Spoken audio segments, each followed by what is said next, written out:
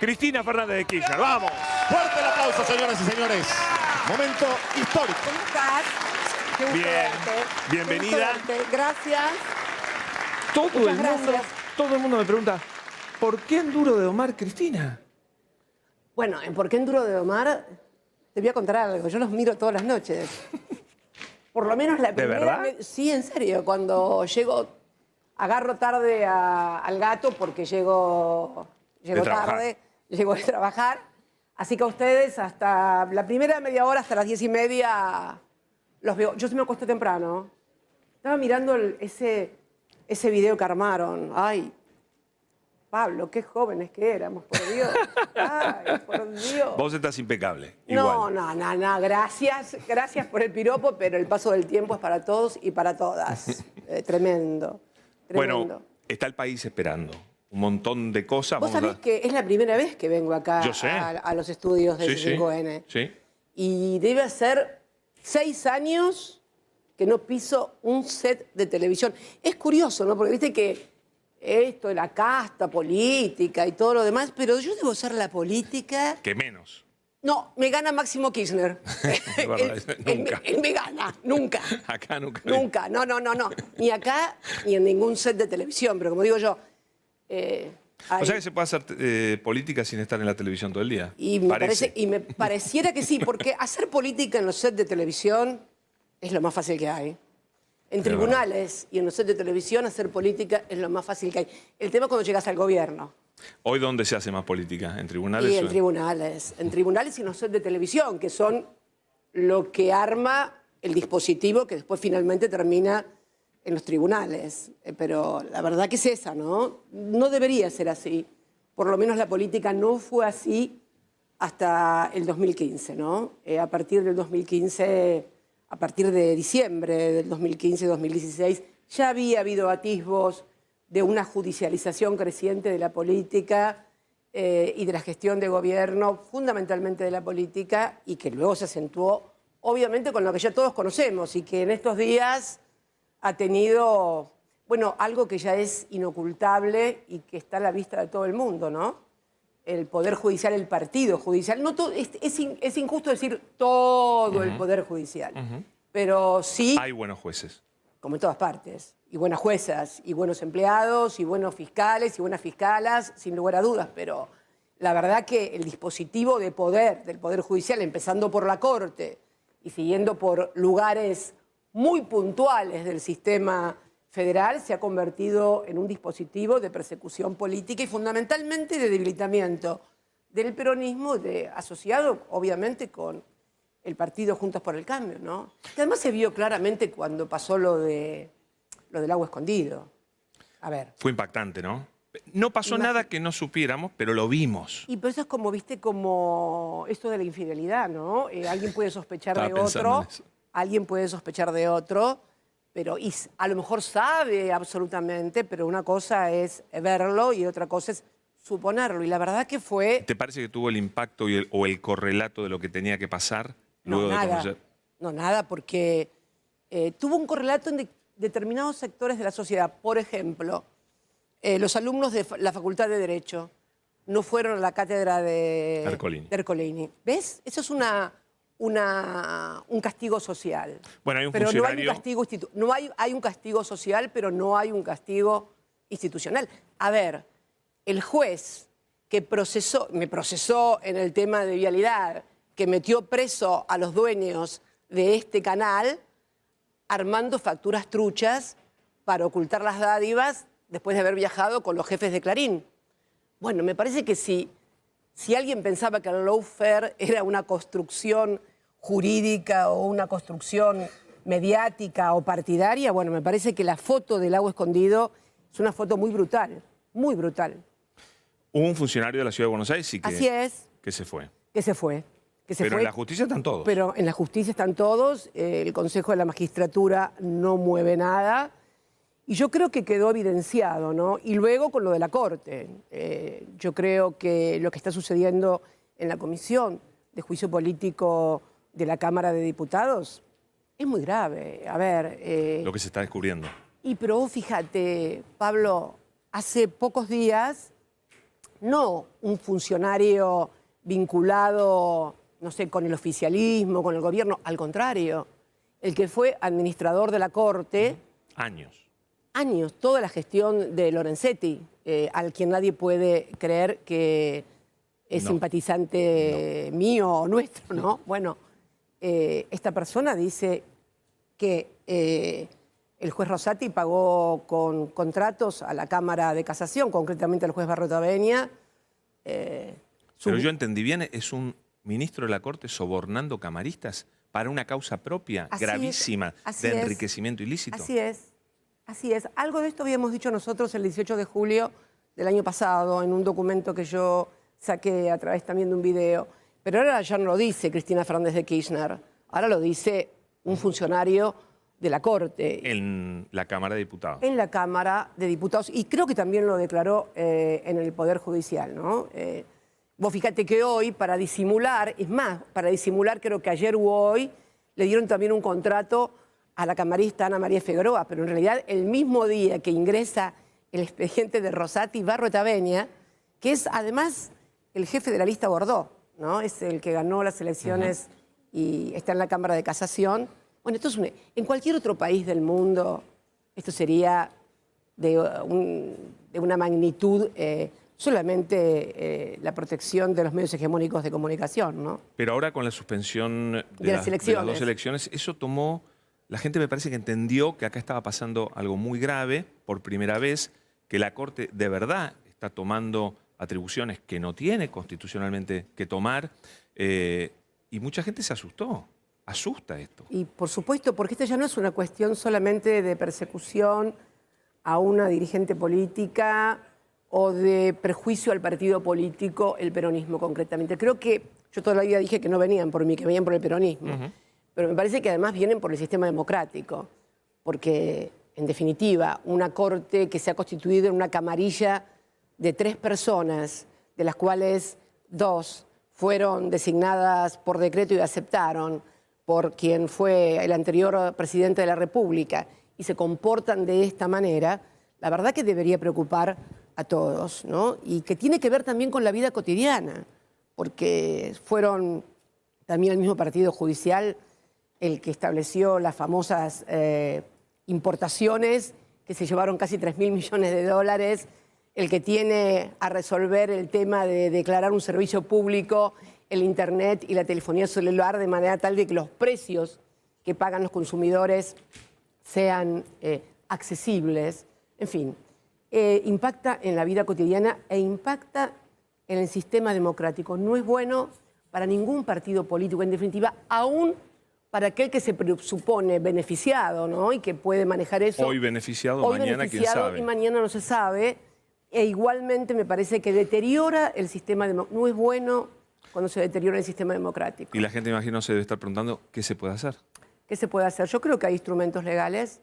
Seguramente el próximo gobierno deberá hacerlo, pero se podrían hacer también a través de leyes vigentes. Pero no quiero... Dar ideas. Que después digan, Cristina dijo que hay que hacer tal cosa o tal otra. Ya que estamos en este tema, a mí me impactó que suspendieran una elección con un fallo que no está firme. Con eso quedó clarísimo que la Corte no requiere dejar firme, pasado en autoridad de cosa juzgada, el fallo de vialidad, para suspenderte como candidata. Basta con una cautelar. A ver, el derecho cautelar viene longi tempore, Pablo. Con una cautelar mantuvieron suspendida la aplicación de ley de medios que había sido sancionada con una amplia mayoría en ambas cámaras, y la mantuvieron hibernando y no pudieron hacer la desinversión que estaba obligado el Grupo Clarín, porque tiene una presencia monopólica y de posición absolutamente dominante. Y bueno, y llegó Macri y suspendió los artículos de desinversión de la ley de medios. ¿Vos estás convencida de que los tiempos dan para que la Cámara de Casación avale el fallo de vialidad y luego la Corte, estudiando el tema? La Cámara de Casación rechazó in limine la recusación. Pero ¿alguien tiene alguna duda después de lo que pasó con Tucumán y San Juan?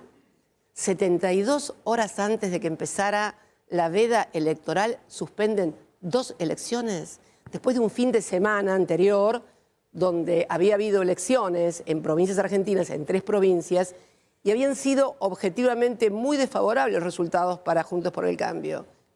Y activaron el dispositivo, claramente. Y ahora acabo de leer que le pasaron al procurador opinión sobre la cuestión Formosa. Así que, bueno, vamos a ver, parece que se van a animar a todo. Pero siguiendo este razonamiento, entonces, ¿ese es el principal y único motivo por el cual no vas a ser candidata? Vos sabés que ayer estaba escuchándolos. Debatimos eso. Y ayer. lo debatieron, vi que... Yo prometí preguntártelo y acá estoy. No. Vos lo prometiste preguntar, es cierto. Anoche lo estaban debatiendo porque Cintia plantea, sí, claro, no hay libertad, pero estoy en libertad condicional, técnicamente, además, en libertad condicional. Y no es una frase que quede bien. Es la ¿Vos decís realidad. para gestionar luego el ELECTA? Para todo. Escúchame, y entonces... Ella decía porque no la van a dejar gobernar. Es lo que entiendo que decía Cintia. No, eso no lo decía Cintia, eso lo decía, si mal no recuerdo, Hamilton. Estuve mirándolos en serio. Clarísimo. Estuve mirándolos en serio. Sí, sí. Cintia decía que era estrictamente el tema de la falta de libertad para decidir. Fue apoyada por Maslatón también. Me encanta Maslatón. No pienso en nada como él, pero me encanta. Qué lío que se va a armar. Me encanta Maslatón. Me divierte mucho. Está por ahí festejando. Pero, si te quiere conocer. Y Hamilton decía que no, que era también por las dificultades. Por supuesto que hay dificultades. En lo que yo escribí el otro día, planteo que hoy la principal dificultad que tiene la sociedad argentina es la cuestión del Fondo Monetario Internacional, pero esencialmente las consecuencias. Porque no hay una posición ideológica o dogmática con respecto al Fondo Monetario Internacional, sino las consecuencias del programa que aplica, que impone, toma el timón, porque siempre fue así. No es una cosa que sucede ahora. En la carta decís algo así como que cualquier gobierno que siga el programa del fondo inevitablemente va a sufrir el rechazo de la gente. Absolutamente. ¿Por qué? Porque es un programa financiero. Es un programa que, al ser un programa financiero y al establecer, por ejemplo, que la tasa de interés debe ser positiva por sobre la devaluación, por sobre la inflación, y en una economía de las características de la Argentina, que es una economía bimonetaria, en donde la escasez de dólares y la combinación con la tasa de interés provoca un proceso inflacionario creciente. A ver, se habla mucho de la emisión, ¿no? Como causa de la inflación, la cuestión monetaria. Bueno, cuando ingresaron los 45.000 millones de dólares del Fondo Monetario en la economía luego del acuerdo, no había que emitir, estaba la plata. Emitieron. El problema es que emitieron, y está muy bien cuando emitís contra moneda dura. El problema es cuando la moneda dura se te va, vos te quedás con la emisión y con la inflación. Eso es lo que pasó. ¿Viste que nadie habla de la emisión sobre los dólares del Fondo Monetario? Entonces, si vos no explicás estas cosas, pareciera que la emisión es un señor que está en el Banco Central con una máquina haciendo... No. Cuando vos también tenés una tasa de interés como la que tenés, estás emitiendo, porque estás pagando, y cuando tenés pasivos no remunerados o remunerados en el Banco Central... ¿Y te preocupa la deuda que toma el Banco Central? Y es déficit cuasi fiscal, claro, absolutamente, pero es la tasa de interés, o sea, el acuerdo con el fondo establece tasa de interés positiva. Esto significa... En tu gobierno, entiendo, siempre buscaste tener tasa negativa. Nosotros tuvimos inflación que era producto, no del endeudamiento, porque en realidad... ¿Cuándo se dispara el verdadero proceso inflacionario de vuelta en la Argentina? Con la toma de deuda. Con la toma de deuda vertiginosa que hace el macrismo. Che, qué ruido que están haciendo por ahí. Por favor. Está entrando el staff. Bueno. Entramos después, ¿eh? Lo frenamos acá. Ay, por yo favor. siempre retando. No, está muy bien. No puedo, Esta es tu casa. Hoy no puedo con necesitamos que estés cómoda. Por favor, porque me distraen. Necesitamos que estés cómoda, así que no se muevan, por favor. Ahí. Y creo que el tema de una economía bimonetaria como la Argentina, el endeudamiento vertiginoso que produjo el macrismo, que además para que entraran tantos dólares a hacer la bicicleta financiera, Sí. había que subir la tasa para que fuera el negocio. Entonces, carry trade. El carry trade, exactamente. Entonces, la combinación de endeudamiento en moneda dura, tasa alta de interés, cuando se van los dólares, obviamente se produce el fenómeno del endeudamiento que provoca el Fondo Monetario, la escasez de dólares y la escasez de dólares. Ahora- unida a la tasa de interés en la Argentina, es igual a proceso inflacionario. Totalmente. No hay misterios para esto. En el caso nuestro, durante los 12 años y medio, nos pasó lo que nos pasa en los gobiernos peronistas, ¿no? La inflación se produce no por endeudamiento, no por tasa de interés, sino por puja distributiva. Pero esa puja distributiva, si vos no tenés endeudamiento, manejás la administración del tipo de cambio, tenés tasa de interés manejable y crecimiento de la economía, Sí. vos fíjate que nosotros llegamos a una inflación del 38 más o menos cuando se produjo la devaluación en el 2014 y pudimos bajarla a 24 Es en el cierto. 2015. Y estoy hablando con números del Instituto de Medición Estadística de la Ciudad de Buenos Aires, para que nadie diga no, porque el INDEC y que Tocaron esto y el que lo INDEC. otro. No. Esta es la realidad. Ahora, ¿cómo salimos de esto que eso vos describiste? es muy bueno. La falta de dólares la sufrió todo gobierno. Si nosotros con no más o tanto- menos lo manejaron diferente, pero... No, perdón. Hasta el 10 de diciembre del 2015, los argentinos podían comprar Comprar. $2.500 por mes. Me puteaban en colores. Por eso decían que Y era un mucha cepo, gente podía comprarlos. que era, primero, Que eso es importante. primero, se podía comprar $2.500 por mes y mucha gente podía comprarlo, porque teníamos el mejor salario de América Latina y teníamos la mejor jubilación de América Latina. Entonces, hoy, suponte que hoy se pudieran comprar 2.500, ¿cuántos lo podrían comprar? 2.500, pocos. muy pocos.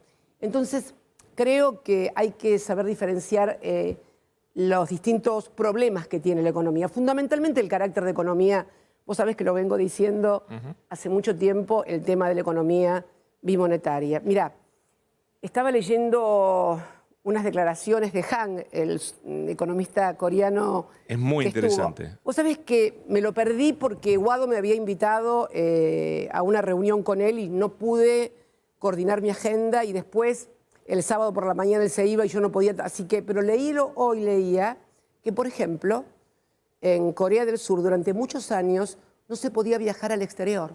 No, y la gente se enojaba si te veía fumar un cigarrillo importado. Claro, no se podía viajar al exterior porque necesitaban juntar dólares. Claro. ¿Cómo juntaron dólares? Bueno, trabajando 17, 18 horas por día. El otro día estaba leyendo que los jóvenes de 19 años hoy se niegan a trabajar más de 14 horas por día. Entonces, me parece que... Pero, perdón, y aprovecharon ese momento para juntar dólares desarrollarse. y para desarrollarse con tecnología, con líneas productivas que le generaran mucho saldo de exportación, un desarrollo vinculado a la exportación.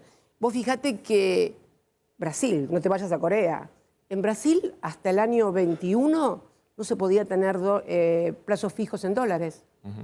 O sea, los puso Bolsonaro, los plazos fijos en dólares. Ahora, mucha gente va a decir, bueno, pero nosotros vamos al dólar porque el peso se devalúa. Me parece que es un poco que no se sabe si es el huevo O la gallina, cierto, sí. Me parece que no se sabe si es el huevo o la gallina. Es cierto que las experiencias que ha tenido la sociedad argentina con respecto, no sé, a un plan Bonex, a un corralito, pero lo del dólar... Mira, el otro día me estaba alguien mostrando un viejo programa de Tato Bores, donde todavía no había habido ni plan Bonex, ni corralito, ni nada. Y era todo dólar. Y ya estaba la pasión por el dólar. Yo creo que la pasión por el dólar se desata a partir de la reforma financiera en 1976, ¿no? O sea, en 77, para ser más exacto. Y ahora, ¿cómo llegamos a este...? Macri duplicó la inflación de tu gobierno Sí. y hoy este gobierno ha duplicado la Porque inflación hoy que dejó están- Macri. Porque en esta economía bimonetaria, el endeudamiento en dólares agrava la restricción externa. Históricamente, el desarrollo industrial de la Argentina fue solventado fundamentalmente a partir de la actividad de la exportación agropecuaria, ¿no? Agrícola.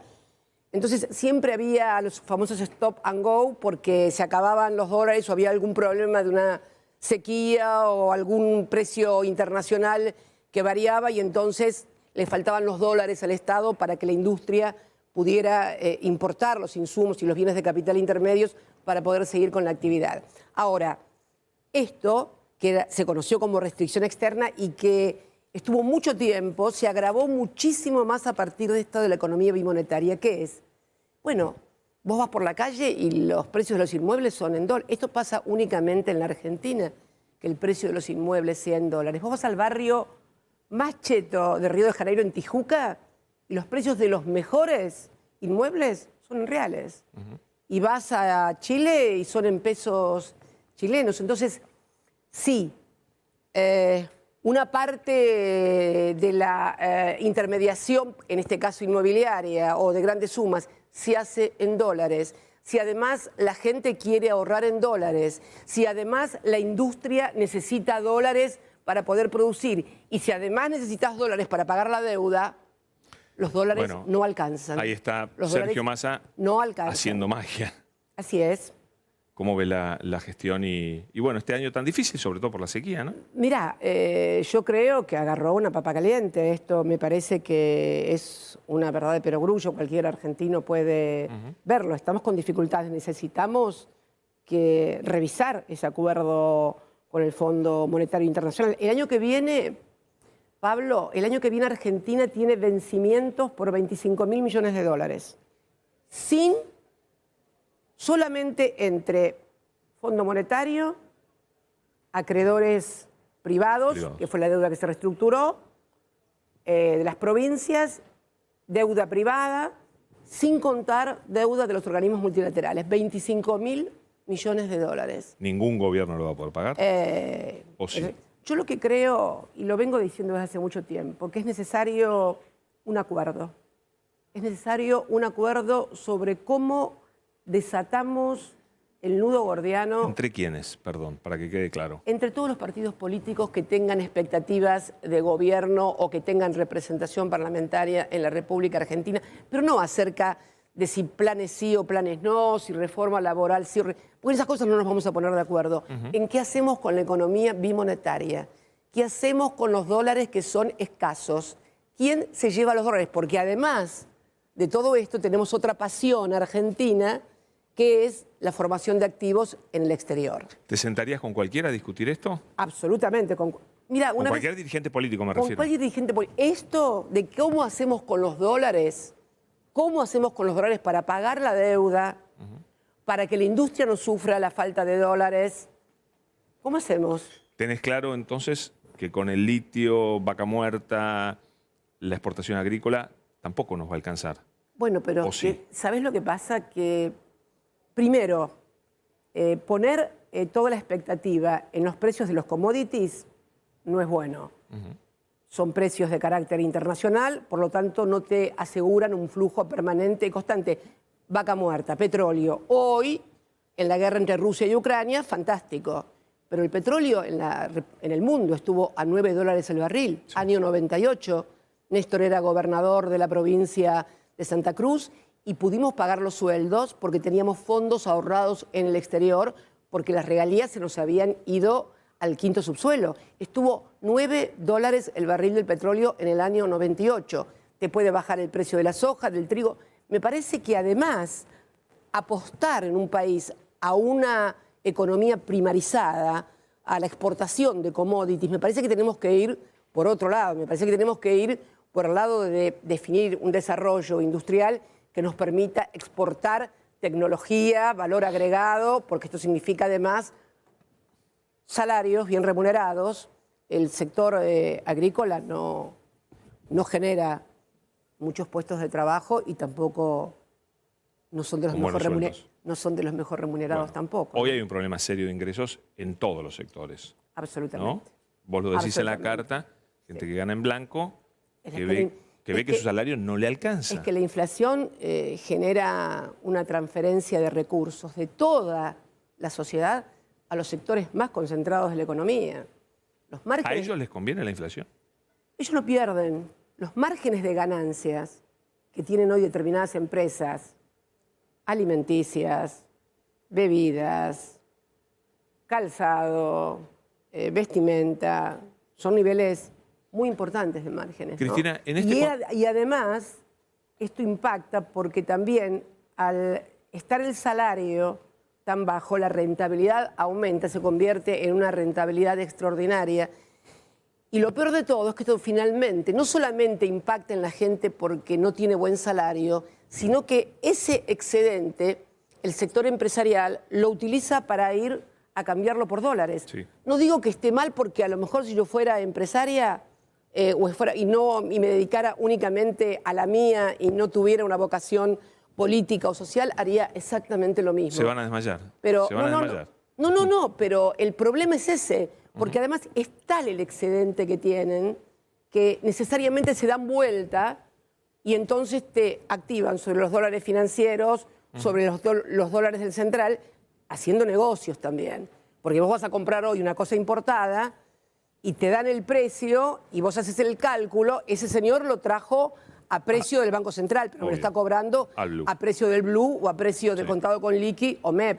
En este contexto, en esta situación, a los oficialismos en las provincias le ha ido muy bien. Sí. Y le va muy bien como gobernador a Axel Kicillof también en la provincia de Buenos Aires. Cierto es que han desdoblado. Bueno, ¿por qué ese fenómeno? Y si también la provincia de Buenos Aires debería seguir ese camino, ¿no?, de desdoblar sus elecciones. Bueno, en principio creo que las provincias siempre son como las intendencias. Entre las provincias, las intendencias, hay un vínculo más cercano entre la gente que lo que sucede con la política nacional. Además, a las provincias, a un intendente, a un gobernador, no le adjudican la inflación o los problemas de la economía, que es un ámbito nacional.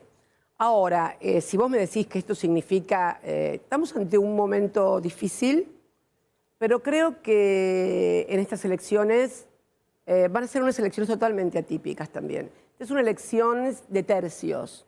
Así como la elección del año 19 fue una elección de techos, porque había dos partidos nada más. O sea, vos tenés en cuenta que entre el Frente de Todos y Juntos por el Cambio agruparon el 90% del electorado. Ahora estamos ante una elección de tercios, donde lo importante, más que el techo, es el piso. ¿Sí? ¿Me seguís? Sí.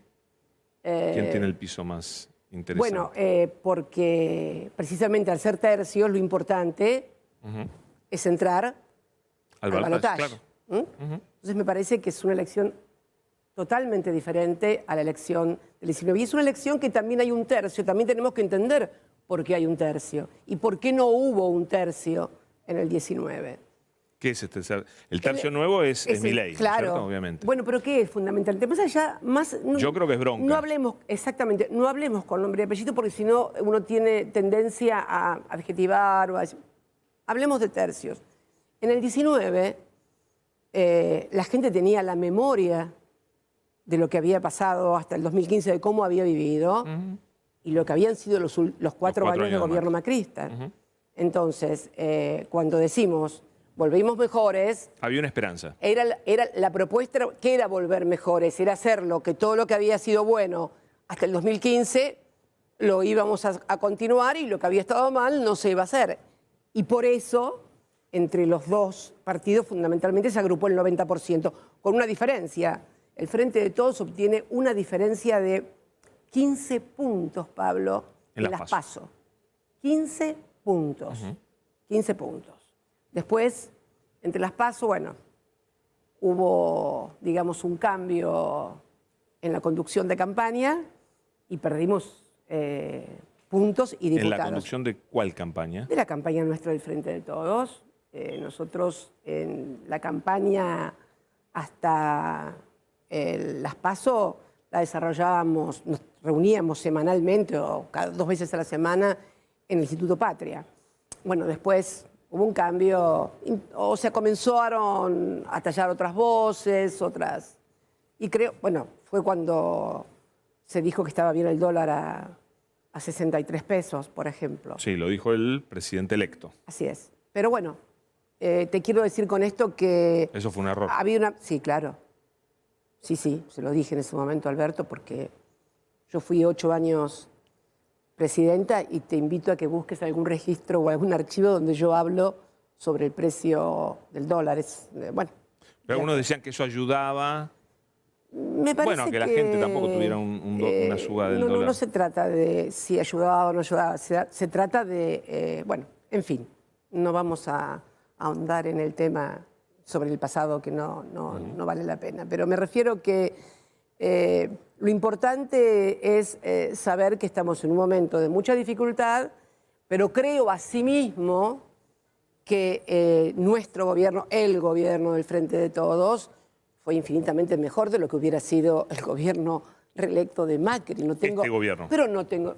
A ver, no es que fuimos a elecciones contra el Arcángel San Gabriel y el Arcángel San Miguel. Si Macri lograba la reelección, luego de lo que había pasado en el país, luego del endeudamiento, del retorno del Fondo Monetario, hubiera sido una verdadera... Imaginemos por un instante haber atravesado la pandemia con esas... mirá lo que pasó en Brasil, por ejemplo. Entonces, me parece que eso es una cosa que debe ser contemplada. Y además, pero aún así, el surgimiento que hablábamos antes de la tercera, del tercio, es por la frustración. Es por la frustración, sin lugar a dudas. Ahora, que me digan que vamos a mejorar esto volviendo a recetas del pasado, me parece que no. Esta es la gran discusión. ¿Y puede ganar la bronca? Esta es la gran discusión que hay que dar. Porque hasta ahora, en definitiva, tenemos que proponerle a la sociedad algo diferente. Pero además, saber y tener memoria de que algo diferente se puede hacer. Es mentira esto de que siempre estuvimos así. En el 2015 no estábamos así. Cuando terminó nuestro gobierno, cuando me despedí el 9 de diciembre, eso que estaban mostrando... Te convertiste en calabaza. Usted, y que me convertí en calabaza. Para decirte algo, el riesgo país del que tanto hablan estaba en 600 puntos. La Argentina no estaba endeudada, esto no lo digo yo, Duhovne en ese famoso programa de televisión. Lo dijo con toda claridad. Lo dijo con todas las letras. Teníamos 8% de deuda en moneda dura, las empresas no estaban endeudadas, las familias no estaban... ¿Qué era Disneylandia? No, Disneylandia no existe. Solamente ahora, en Miami, pero... Cristina, sí.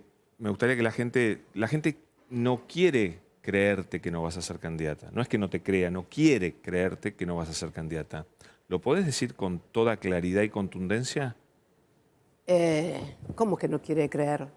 Porque tiene la esperanza que lo seas. No, yo creo que hay comprensión de texto en la gente. No, pero hay fe. Pero hay fe, hay cariño, hay amor. Me parece amor, cariño y fe compartidos, pero la comprensión de texto me parece que es un atributo, afortunadamente, de la mayoría. Todavía. Sin duda. Y espero que sea un atributo de la mayoría. Pero bueno, nada. Entonces no vas a ser candidato, que le quede claro a la gente. No vas a ser candidata. Me parece que está muy claro lo que dije y publiqué el otro día. Que además no es más que la ratificación de lo que ya había dicho el 6 de diciembre. Mira, puedo tener muchos defectos, pero soy una persona que cuando habla sabe que la palabra de una persona que ha sido 2 veces presidenta y que lidera una fuerza política debe ser ejercida con total y absoluta responsabilidad. Sí. Yo no me manejo hormonalmente, siempre me he manejado con mis neuronas. Y volviendo al debate... Pese a que las mujeres siempre... Las critican por nos eso. Nos atribuyen, sí, cuando por ahí nos enojamos, histérica, loca y demás. Un tipo te puede hacer cualquier cosa y, bueno, es un vehemente. Hay también lo discutimos en el programa, lo habrás visto. Algunos decían, pero bueno, es cierto que estás proscripta, que la pueden proscribir en un minuto. ¿Por qué no ir en contra de eso? ¿Por qué no pelear eso? ¿Por qué no ir a ponerle un límite, seguramente ocurriría a la Corte en dicha situación? Y dejar el peronismo en una situación de debilidad electoral en pleno proceso electoral, como pasó, por ejemplo, en Tucumán o que pasó en San Juan. No, gracias. Porque, ¿sabés qué? Después que dicen, porque quería ser ella, porque... A ver... No quiere cumplir con el fallo. Porque no quiere cumplir con... Pero no solamente eso. Mira, yo quiero... hablar lo más descarnadamente posible, ¿no? En el año 19, cuando un día como hoy, un 18 de mayo como hoy, se vio y se escuchó aquel video donde lo proponía a Alberto como presidente, no fue algo porque sí o porque no nos alcanzaban los votos. Yo quiero recordar cuál era la situación. Muchos gobernadores, no todos, pero muchos gobernadores decían, se terminó el ciclo de Cristina, no puede ser, La CGT, no se sabía si estaba con Macri o con el peronismo. Durísimo, diría acá el locutor de Duro Sí, No Más. Durísimo. durísimo, pero verísimo. Durísimo, pero verísimo. Durísimo, pero verísimo. Sí. Los movimientos sociales, bueno, habían estado en el 17, estaban también ahí. El Frente Renovador, había una muy buena relación, debo reconocerlo, entre Máximo y Sergio, que hablaban mucho en la Cámara de Diputados, con Guado también. Yo creo que Máximo fue el gran artífice del acercamiento de Sergio a este... ¿Te puedo preguntar por eso? Sí. Hay una condición tuya... Pero de me dejás terminar la terminá la idea, idea, por después te lo favor, pregunto, gracias. sí. Entonces, la decisión había que asegurar el triunfo del peronismo. Sí. Había que asegurarlo y la única manera de asegurarlo era reagrupar a todas las fuerzas. Entonces, si había algunos que dudaban porque estaba yo, porque iba a ser yo la candidata, bueno, vamos con esto. Y fue una buena estrategia. Sin duda. Pero no fue una estrategia nunca una decisión, nunca una estrategia se puede tomar fuera del contexto en el cual vos tenés que tomar la decisión. Las decisiones no pueden ser juzgadas 4 años después o 5 años después, sino en el contexto y en el momento en que vos tomaste la decisión. Y ¿Después de qué depende? ¿Cómo? ¿Después de qué depende? Y Que salga bien. Bueno, después depende de la gestión, obviamente, pero ya, bueno, esto depende de la gestión, obviamente. Más allá de todas las dificultades que hubo, no quiero ser tampoco injusta, pero creo que en algunos momentos también advertí de algunos problemas. ¿Y no se te escuchó? Mirá, esto del crecimiento, por ejemplo, y esta injusticia, esta regresión que tenemos en la distribución del ingreso. Cuando yo me fui en el 2015, los trabajadores participaban en el 51,3 o 7% del PBI.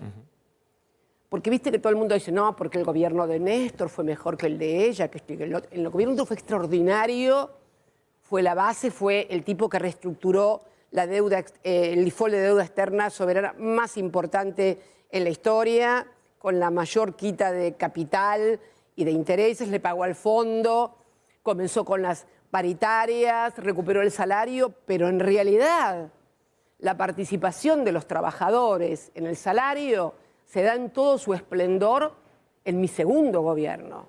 No es casual que digan siempre el sector empresario que el segundo gobierno mío fue malo. Para ellos. Tampoco, ganaron mucha plata. Claro. Ganaron mucha plata. Pero que te le gusta ganar, pero no repartirla.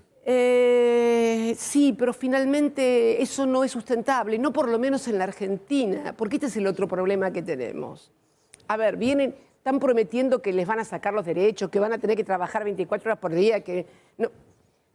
Ya lo quisieron hacer muchas veces, eliminar derechos en la Argentina. O sea, comer 4 veces por día, Pablo, y comer bien, no es una cuestión ideológica. Tener un buen salario, un buen trabajo, no es una creencia antigua, como digo, ni tampoco tener un lugar digno para vivir, progresar, que tus hijos estudien, que puedan ir a la facultad, que puedan recibirse de algo, que puedan... Eso no es de populistas. Es algo que está en el ADN, afortunadamente, del pueblo argentino. Afortunadamente, digo, y ahí sí me hago cargo de lo que para algunos es un espanto y que es el peronismo. El peronismo que hace que un trabajador no esté así y diga mande, sino que cuando habla con el patrón lo mire de frente. Cosa que no sucede en toda la región. Es Y cierto los que Es conocemos la región latinoamericana no vemos esto. Muchas veces vemos una suerte de sumisión que nos puede parecer, pero tiene que ver también con el ADN de cada pueblo. Entonces me parece a mí que esto es muy importante que se entienda. Porque mira que ha habido tramos de la historia brutales, como fue la dictadura del 76 en adelante, ¿no? Y disciplinaron a la sociedad, pero no le hicieron perder la vocación por una vida mejor. Y me parece que esto es lo que cada dirigente político tiene que pensar a la hora de querer conducir los destinos del país. Una cosa es decir, voy a hacer tal cosa, tal otra, y otra cosa poder llevarla a la práctica y que además esa práctica sea exitosa. Me parece que nos debemos los argentinos una reflexión sobre estas cosas, me parece a mí, ¿no? Te quería preguntar por esta condición de volver, no sé si perdonar la palabra, por ahí no, de volver a hacer política junto a personas que fueron muy duras con vos o que te criticaron mucho. Yo mismo te critiqué mucho. Después me di cuenta de mi error. Eras muy odioso. ¿Eh? Eras muy odioso. Era. Eras muy odioso. Sí. ¿Viste que no soy yo escribí rencorosa? 2 libros explicando por qué cambié. ¿Viste que no no es que soy me volví loco de rencorosa? un día para otro. Es notable porque viste que... No tenés nada de rencor. No, pero viste que Clarín siempre, y todas esas cosas me dicen, porque es mala, porque es vengativa. Es mala, lo porque escucho todo el sí, tiempo. es mala, muy mala. Y han instalado eso en un sector de la sociedad, nada despreciable, que yo creo que les molesta un poquito el peronismo y de paso le ponen el chimichurri de, digamos, de mujer, no es una cuestión menor. Totalmente. No, Néstor me lo discutía mucho eso. Me lo discutía mucho, lo de no, que la mujer. Sí, Néstor, es porque. Vos es que poco tiempo antes de irse, de partir, me reconoció el tema de la mujer. No te bancan y si les ganás una discusión. Sonaste. Sonaste. ¿Pero eso es por política que sos así o sos así ¿Cómo? normalmente? De aceptar, charlar de vuelta, acercarte con alguien que fue duro con vos. Absolutamente. Toda mi vida he sido... Pero, a ver, es imposible. No olvido por ahí cuando la ofensa es muy personalizada, muy corta, pero no, en general no. Bueno, a ver, si uno hace un archivo de los dirigentes, bueno, si yo tuviera que hacer un archivo de los dirigentes, me quedo con Máximo. ¿De los que hablaron mal de vos? Con Guado, con, no sé, con el Cuervo y con algunos otros, pero ¿y con el resto? No, pero un gobernador de Santa Cruz tenía una frase que yo siempre la recuerdo, ex gobernador, que no era Néstor. Decía que en política los agravios prescriben a los 6 meses. Qué bueno eso. Sí, decía eso. Bueno. Los agravios prescriben a los 6 meses en Cristina, política. y el 1 de septiembre, cambiamos un poquito el tema, del año pasado, ¿te cambió la vida? Y un poco sí, un poco no, un poco mucho.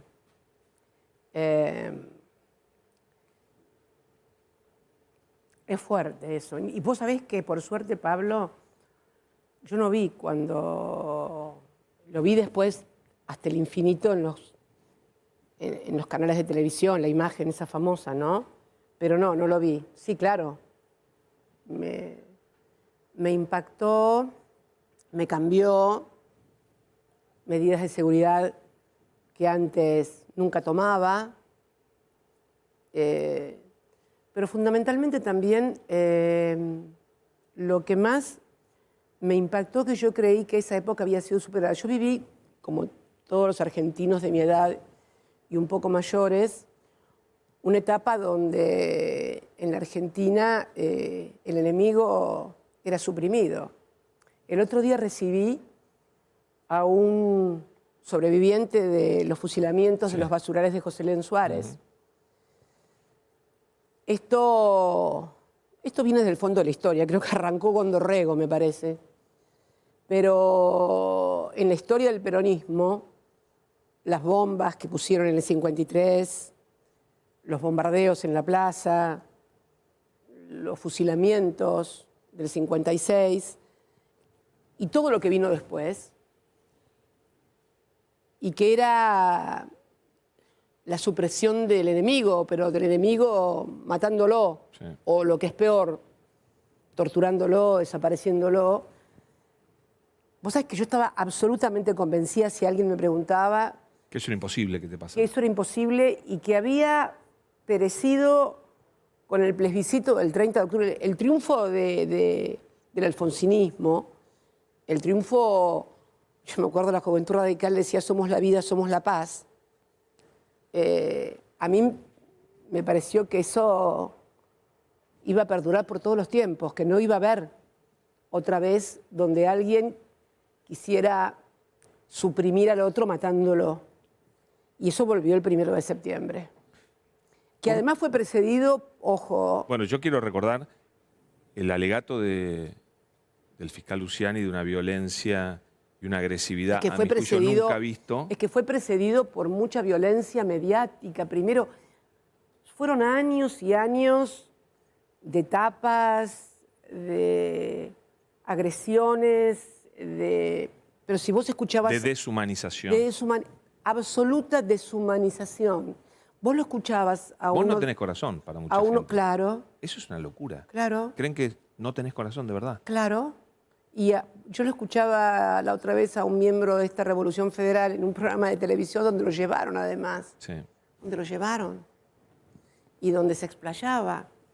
Y él les decía, bueno, ¿yo por qué tengo bronca? Por lo que escucho de todos ustedes, lo que ustedes repiten, lo que ustedes... Sí. Que yo creo que ahí deberían haber tenido ganas de sacarlo del aire, pero ya no podían, ¿no?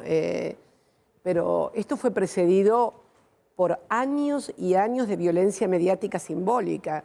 Ahora sería Verbal, imposible... simbólica de todo, de y- todo. No, y fundamentalmente contra mi condición de mujer, porque no era que la crítica era a una política. Desde etapas fingiendo orgasmos o con... que afectaban directamente mi condición de mujer, no de política ni mis políticas, de mujer, sin que se levantara ninguna voz feminista. Por suerte ahora eso sería imposible Cambió. porque... Cuando leíste bueno. la bala que no salió y el fallo que va a salir, ¿qué sentiste?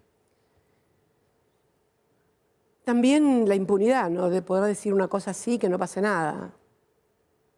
Lo de Mañeto, que es en definitiva los Mañeto, los Aguiar, los Rendo de la vida.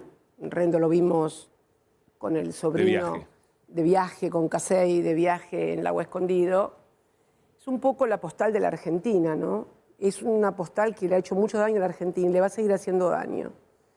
Me parece que si nosotros no limitamos ese ejercicio de impunidad obscena, pero no por la crítica política todas, todo el tiempo, pero no fomentar el odio y la supresión del otro, ¿no? Y el ataque sobre tu hija, que tuvo un episodio, un capítulo lamentable hace poco tiempo, suponiendo o diagnosticando una enfermedad y culpándote de ella, ¿cómo lo viviste?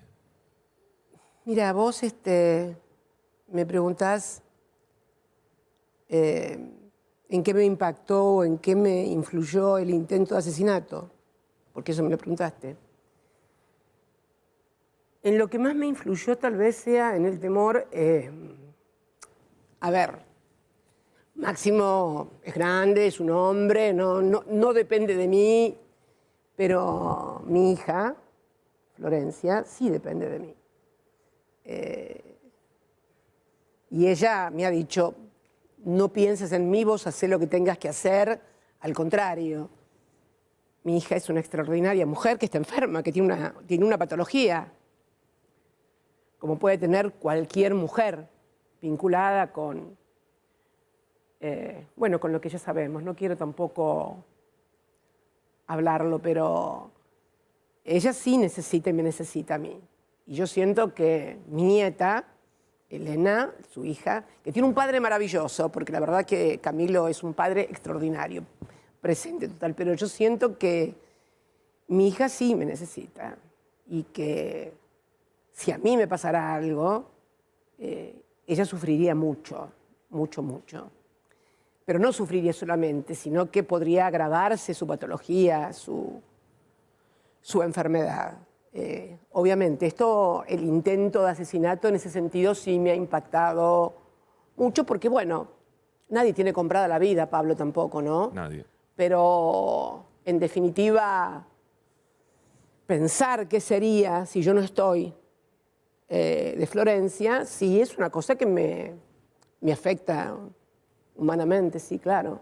Viste que hay una tendencia a la deshumanización. Pero ojo que Es que para odiar necesitas deshumanizar, ¿no? Sí, pero vos sabés que también por ahí, aún en los que te quieren mucho, te aman, inconscientemente también por ahí hay una deshumanización en el sentido de que te creen, Cristina se banca todo. se banca todo, es invencible, es fantástica, ¿Y no? ¿No te bancás todo? Sí, me banco bastante, sí, me banco bastante. La verdad que me banco bastante. Pero de cualquier manera, los procesos de deshumanización son fuertes e impactan. De cualquier manera, no me quejo. Lo único que me preocupa es esto que te decía recién, porque en definitiva a otros, por seguir lo que piensan, por creer en sus convicciones, les fue infinitamente peor. Ni siquiera tienen un lugar, una tumba para que los vayan a llorar. Así que tampoco me voy a quejar ni a supervictimizarse. O sea, ¿qué cosa peor que no tener una tumba donde puedan ir a llorarte? ¿Qué cosa peor, decime? Para el que está muerto y el que no está. No hay nada peor. Y para los que no quedaron, nada peor que eso. Y sin embargo hay miles, miles. Yo cuando empiezan a discutir si son estos, cuando empiezan a discutir los números me parece...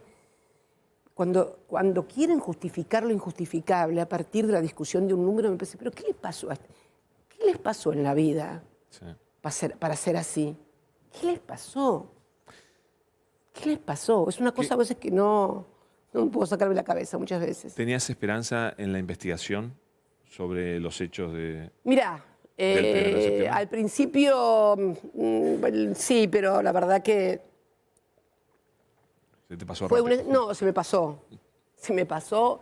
Además, fue un ejercicio de voluntarismo. Si estoy hablando del partido judicial, si estoy hablando de la complicidad, si estamos viendo la complicidad del principal partido de la oposición con el manejo del aparato judicial, del partido judicial, si además, vos mirate lo que pasó, el fiscal pide el secuestro del teléfono de Milman y la jueza se lo niega. Y Milman se presenta en la causa, ¿con quién? Con el abogado de los gendarmes en el caso Santiago Maldonado. Fíjate vos, yo digo, ¿qué cosa la Argentina? No, mira, Pablo, vos me vas a entender. En el caso de Nisman, que vos escribiste sobre Nisman. Sí. Nisman, y creo que hay algo que ya nadie discute, el departamento, y que está aprobado el departamento, como vos bien lo... Estaba impecable. Y estaba cerrado por dentro. Fue la madre la que con un cerrajero entró. Tampoco está en discusión cuál fue el arma y de quién era el arma que le provocó la muerte, ¿no? No hay ninguna duda. El arma era de su colaborador. De Diego Lagomarsino. Que además tenía una cuenta con él no declarada en Nueva York de $600.000, él, la madre, la hermana y Nisman, y que era su colaborador directo, viajaba, estaba todo el día con él, y fue el que le lleva el arma, está filmado. Bueno, sin embargo, a Nisman lo asesinaron. En cambio...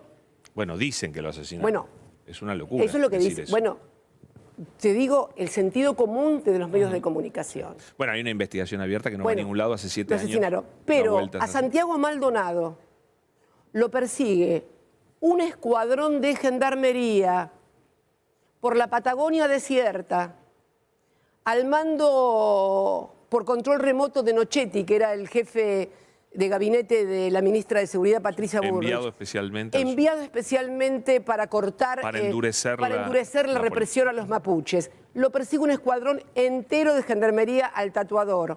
Desaparece durante 2 meses y aparece misteriosamente en un lugar que había sido rastreado 20 veces 2 meses después, ahogado. y Santiago Maldonado se ahogó. Bueno, a ver, Sí, esta es la Argentina que vivimos, sí. esta es la Argentina que vivimos. Reflexionemos un poquito, ¿no? Cuando te dedicaste a la política, ¿pensaste en algún Muy momento? jovencita. ¿Cómo? Hoy estaba mirándolas cuando era tan Sí. joven, ¿no? Es imposible haber sido tan joven, digo yo. Dios mío, qué joven que éramos. ¿Pensabas que te iba a pasar todo esto? Yo me No. acuerdo que yo lo entrevisté a Néstor para un programa de Daniel Haddad en otro canal. ¿Cuándo? Antes de que fueran presidentes ambos. ¿Cuándo? ¿En qué año? Uf. Era Néstor gobernador, obviamente. 2001, 2000. Néstor era 2000, 2000, año Néstor 2000. era gobernador. Néstor era gobernador. Néstor era exacto. gobernador. Sí, sí. Te pasamos a buscar a vos A por mí. el Senado y después No me se sumó acuerdo, él. che. Y fuimos al departamento, el mismo departamento. Sí, ve, ahí tenés, el mismo departamento. El mismo departamento del que salí para Olivos y que volví, en Recoleta. Yo no fui a vivir en Recoleta después de Olivos, como algunas otras vecinas que tengo en el barrio, que tuvieron la suerte de encontrar un amigo que tenía un departamento y que además le dio los dólares para comprarlo. Sin embargo, la chorra soy yo. Y ella es, en fin, es un poco esto que te contaba Sí. recién, ¿no? O sea, o una hermana que haya blanqueado 35 millones de dólares. ¿Ah, no? No, tampoco apareció en los Panama Papers. Al contrario, todas las causas que me han armado son sobre bienes que están en mi declaración jurada. Absolutamente. A mí no me encontraron ni fondos blanqueados, ni Panama Papers, nada, nada. Todo lo que tengo y que tenía y que hoy es de mis hijos estaban en las declaraciones juradas de toda la vida. Te Pero dejo bueno, una pregunta picando. Sí. ¿Qué te queda por hacer? Pero antes te digo, somos el canal más visto en toda la República Argentina en este momento. yo quiero royalties. Bueno. Yo quiero royalties. ¿Sabes Yo con quién quiero tenés que hablar? royalties. No sería conmigo. Quiero royalties. No sería conmigo. ¿Qué te queda por hacer? ¿Qué me queda por hacer? ¿Cómo qué? No entiendo la pregunta. ¿Qué me queda por hacer? ¿Qué? ¿Como ¿En Cristina? política? En política militar, toda la vida. He militado toda mi vida. Soy una militante desde muy joven. Soy parte de la generación diezmada. Esa que habló Néstor. Ahora va a ser, la semana que viene, 20 años. ¿Qué espero? Bueno, que los hijos de esa generación diezmada sean los que tomen la posta. ¿Qué papel vas a cumplir en este año? El de siempre. En el calendario electoral, digamos. El ¿no? de En la siempre, campaña. una militante política que hace todo lo que tiene que hacer para que lo que considero es lo mejor que le puede pasar a los argentinos, les pase. ¿Qué va a pasar el 25 de mayo? Los 20 años de que un hombre con apenas 22% de los votos cambió la Argentina.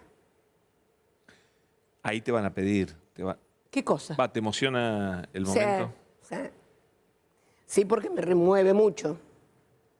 ¿Te acordás del camarazo en la frente? ¿Cómo no me voy a acordar? En el mausoleo está, una de las fotos que está colgada es de él con el tajo acá. Sí. Hablemos de otra cosa, dale. Dale, hablemos de otra cosa. ¿Qué le vas a decir a la gente cuando grite Cristina ¿Y vos te presidente? crees que el te lo voy a 25? decir ahora? No, vas a tener que ir a la plaza. Bueno, ahí Lugar. estaremos. Vas a tener que ir a la plaza. La tomo. Voy a ir. Vamos a ir todos, vamos a estar, por supuesto. Los espero a todos y todas. ¿Y va a ser una campaña difícil? Todas las campañas son difíciles. No hay. En la Argentina, Pablo, nada es fácil. ¿De qué depende ganar la elección? De que volvamos a enamorar a la sociedad, de que volvamos a convencerla de que hubo un tiempo en que los argentinos y las argentinas vivieron mejor. Es mentira esto de que todo fue una porquería. No. Hubo un tiempo en que los argentinos tenían un buen salario, en que les alcanzaba para ahorrar, a cada uno en su medida. ¿Ah? Como contaba el Pitu el otro día, que contaba, bueno, primero esto. El Pitu aparece en una crisis que tuvimos en el indoamericano. Claro, sí, por supuesto. Ahí está Pitu, míralo. Hola Pitu. Me acuerdo muy bien porque ahí fue donde decidí la creación del Ministerio de Seguridad y la puse a Nilda Garré de ministra de Seguridad. Yo me acuerdo que ahí Alicia y Bernie tuvieron un papel preponderante en el tema del indoamericano porque hicieron un trabajo social impresionante y pudimos sobrellevar la situación del indoamericano sin que tuviéramos que lamentar nada después de lo que había pasado. Y eso fue debido a la pericia precisamente de Alicia Kirchner, que era ministra de Desarrollo Social, de Sergio, que era su colaborador, y que se fue a instalar, vos te acordás, ¿no? En el indoamericano, una carpita en medio del agua, estuvo ahí, creo que, no sé, como 2 semanas metido. 10 días hasta que se pudo solucionar. Esto pasó en la Argentina y lo pudimos solucionar. Y vos fíjate que llegamos en el año 2003 con 2.100.000 planes jefes y jefas. Cuando nosotros llegamos al gobierno, estaban en el ámbito del Ministerio de Trabajo. Me recuerdo porque Tomada le pasó los planes a Alicia en el Ministerio de Desarrollo Social. Eran 2.100.000 planes jefes y jefas de hogar que estaban bien dados porque había sido la crisis del 2001. Sí, no había habían sido creados durante el gobierno de Duhalde. Y cuando yo me fui, había 230.000. Y ya no eran más planes jefes y jefas, eran un plan Ellas Hacen, que era para mujeres, fundamentalmente para el tema de violencia doméstica, y Argentina Trabaja, que eran cooperativas donde se laburaba muchísimo. O sea, que se puede hacer, porque lo hicimos, porque volvimos a instalar las convenciones colectivas de trabajo, porque pudimos recuperar las AFJP, y de esa manera que hoy haya inclusión. Cuando Néstor llegó, el problema es el ocultamiento deliberado de los medios de comunicación. Cuando Néstor llegó, la mayoría de los argentinos no tenía cobertura previsional y los jubilados cobraban 200 mangos. 200 mangos. Pero ¿cómo se entiende? Uno de los tercios hoy, que recordaste lo de las AFJP, está proponiendo la vuelta al sistema privado. Eso no. Está proponiendo la libre portación de armas, eliminar los planes sociales, arancelar la salud, escuelas voucher. Yo no creo. Yo en eso no. Esa discriminación, esa desagregación, ¿vos crees que la gente realmente sabe todo eso? La gente siente que putean contra la casta política, que además le hablan de dolarización. Algunos pueden llegar a pensar que si tiene 100.000 pesos le van a dar $100.000. Puede ser esto, porque si vos miras las redes, el tema de las fake news, la influencia que hoy tienen redes y medios de comunicación que no eran como en el 2015, la evolución que ha habido ha sido, o involución, ¿no? Si se quiere. ¿Vos mirás las redes sociales? No, yo escribo en redes sociales, pero no estar mirando lo que dicen las redes sociales, no. Además no tengo tiempo, me dedico a leer. ¿Tenés Instagram? Tengo Instagram, sí, pero ¿Pero lo mirás? No. ¿A qué? ¿A los demás se miran Instagram? ¿Y si es para eso Instagram o no? No, para mirar. No sé sí, porque la gente necesita. Yo no tengo, la gente necesita mostrarse. No. Yo utilizo Instagram o Facebook o Twitter por una cuestión de comunicación, para comunicar. Pero así leo cuando alguien publica. Más que leer en las redes, ¿sabés qué leo? Leo la reproducción. Yo soy de la vieja guardia, todavía me encanta leer los medios de comunicación tradicionales, entonces veo... ¿Vos lees el diario a la mañana? No, en versión digital. En versión digital. ¿Cuál primero? El primero que leo es página... ¿Querés que te dé el orden? Sí. Página 12, después Infobae, después La Nación y después Clarín, más o menos. Después veo todo un popurrí. Pero eso, en ese orden. Sí, hace tiempo que hago eso. ¿Pero el canal que ves siempre? Sí. No, también los veo a veces a los chicos malos de TN. Sí, pero increíble. Vos sabés que el otro día... Mira, te voy a contar una anécdota de... ¿Qué es esto de la desinformación, no? Entonces, sé que estaba a eso de las 9 y algo.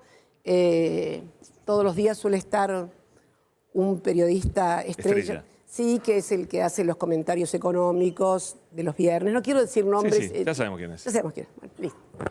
Entonces pongo así, era justo al otro día de que yo había publicado la carta a los compañeros y a las compañeras. Entonces lo pongo a leer y entonces empieza a decir, no, sí, porque Cristina, culpa al Fondo Monetario Internacional de lo que pasa, qué sé yo. Y el otro periodista, que no tenía la obligación de saberlo porque es otro chico que es más de... No es experto en economía. No es experto en economía, es un periodista de plan al aire, que está en el piso, un conductor al aire. Dice, sí, para colmo, pues todavía no le pagaron nada al Fondo Monetario. Y el otro, yo pienso, ahora lo corrige. No le dice nada. Ah, ¿le pagamos al fondo? Casi 5 lucas, casi 5.000 millones de dólares, 4.700 y pico de millones de dólares llevamos pagado. Y el otro dice, entonces la señora que está en la casa dice, ¿te das cuenta? No le pagaron nada al Fondo Monetario y todavía dicen que le faltan dólares. Y el otro asiente y consiente que quede instalado en una pantalla que no le pagamos nada al fondo. Que no es que se lo pagó el gobierno. La señora que está mirando televisión le pagó al Fondo Monetario cuando le pagamos los dólares. ¿Cómo se vive ver que hablan de vos todo el tiempo? Y las cosas que se dicen, que algunas eran verdad, calculo que muchas no. ¿Cómo lo viste? ¿Da bronca? No, tendría ¿Lo que... sufrís? Bueno, no, ¿Te duele? La verdad, me parece un ejercicio malo, pero... O sea, ¿tenés mala opinión de nosotros los periodistas? No de todos, no de todos. Pero creo que es algo a lo que toda persona, sobre todo en la etapa civilizatoria en la que estamos con los medios de comunicación, si se dedica a la política tiene que estar dispuesta Hay que bancárselo. a tolerar y a aceptar, porque si no es imposible, si no tenés que dedicarte a otra cosa. Pero en cierta manera también terminás construyendo, creo que es un ejercicio también de defensa, ¿no? Frente a los ataques tan fuertes. Mira que me han atacado y me siguen atacando como nunca. Yo nunca vi a nadie que atacaran como me atacan a mí. Sinceramente, y no quiero victimizarme. No, pero nunca, yo tampoco lo he visto nunca. Nunca vi a ningún dirigente político de la República Argentina comparable, y no quiero pecar de soberbia, tal vez solamente comparable con lo que dijeron de Perón y de Eva Perón. Me parece que ese nivel de agresión. Yo algo que no entiendo, que se repite muy seguido, es que el kirchnerismo no respeta la democracia, viola la Constitución. Yo lo he escuchado, pero no miles de veces. Creo que debo haber sido la presidenta que menos decretos de necesidad de urgencia firmó en los 8 años que estuve, y además mandé todo al Congreso, todo. No hay de las leyes que me objetaron, democratización de la justicia, al Congreso amplia mayoría, inconstitucional. Ley de medios, absolutamente todo fue al Congreso. Absolutamente todo. Cristina, tenemos un montón de gente en la puerta que por lo menos quiere que la mires desde acá. Si sos tan amable, ahí te lo vamos a mostrar. Por ahí? Está Lautaro, sí, ahí lo vas a ver. A ver. Ahora vamos a ver a pleno la gente que está aquí afuera en la puerta de C5N. Ahí vamos, ahí están. ¿Qué cámara tengo que mirar? Ahí te va a mostrar con la cámara 2, la que tenés enfrente. No, la que tenés enfrente, ahí te va a mirar mientras vos los mirás. ¿Y por qué no prende la luz? Porque... Ahora, porque no estás en cámara. Ahora te vamos a poner en dupla. Bueno, dale, prende la luz. La gente se acercó hasta la puerta. Lautaro te está escuchando, Cristina. Dale, Está hablando la gente, está hablando la gente, Pablo. Cristina Presidenta. Está complicado lo de la compresión de texto, Pablo. Está complicado lo de la comprensión de texto. Es una letanía. Pero bueno. Ahí, saludo ahora, dale. Habla con alguien, Lauti, habla con alguien rápidamente, dale. Así Cristina los escucha. Está Cristina escuchando. ¿Qué mensaje tienen para Cristina? Presidenta. Cristina Presidenta. ¿Están escuchando la nota? Es lo que canta la gente, A ver si puedo hablar con otra persona. Algo que no ¿Qué sea significa Cristina Presidenta, para que tú ya lo ¿Qué escuchás. significa Cristina para vos? Ahí va. Lo mejor, quiero lo mejor para ella y para el país.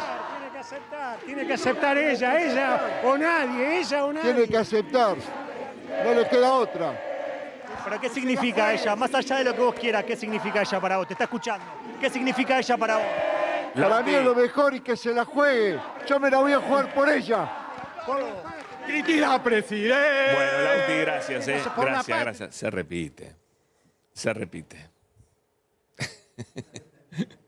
Una letanía. Pero bueno, la gente te ama. Y yo los amo también a ellos. Es mutuo. Es mutuo. ¿Compensa ese amor la Absoluta- otra gente que te odia? Absolutamente. Absolutamente. Los que rezan, los que me regalan rosarios, rosarios que tengo desde la época del 27 de octubre del 2010, cuando colgaban los rosarios en las rejas de la Rosada. Sí, sí, Compensa. sí, compensa. Y la ayuda de Dios y la Virgen también. ¿Te volviste más religiosa? Yo siempre fui creyente, pero sí, claro, imagínate. ¿Cómo no pensar que Dios y la Virgen estaban ahí? Debo decir que ellos evitaron el tiro y los militantes evitaron que él volviera a cargar y montar el arma, porque lo agarraron ahí en ese momento, ¿no? Así que, sí, claro, Una pregunta difícil. ¿Sos capaz de perdonar eso también? sí, claro. ¿Lo perdonás a...? No sé todavía. No sé todavía. Me gustaría saber, porque pienso que hay algo más ahí atrás de eso. No creo en la espontaneidad ni nada. Creo en la premeditación, cómo se comprobó en estos grupos que no eran espontáneos, que eran financiados. Todas las semanas iban a la puerta de mi casa un grupo de gente que bajaban por ahí de una traffic a gritar, a insultar, iban con un parlante, ponían marchas militares, o iban al Consejo de la Magistratura, o cada vez que había una sesión en el Senado. Y después del 1 de septiembre desaparecieron todos. ¿Cómo no querés que crea que fueron planificados, premeditados? Cuando Financiados. financiados, cuando además aparece un diputado de la oposición, que había sido el jefe de campaña de la ministra de Seguridad, comprometido, y nos quiere hacer creer que es una suerte de Nostradamus modernos que adivinó lo que iba a pasar. Que lo hizo por escrito primero. Por escrito Por escrito. primero, por escrito primero, sí. Pero bueno, ¿Te sentiste cómoda? muy. Bueno. Gracias. Espero que vuelvas. Bueno, veremos. Algún día. Veremos, veremos. Te has Bueno. portado muy bien, gracias. Bueno, muchas gracias, Cristina. Un aplauso para Cristina. Muchas gracias. Muchas gracias. Gracias. Un placer,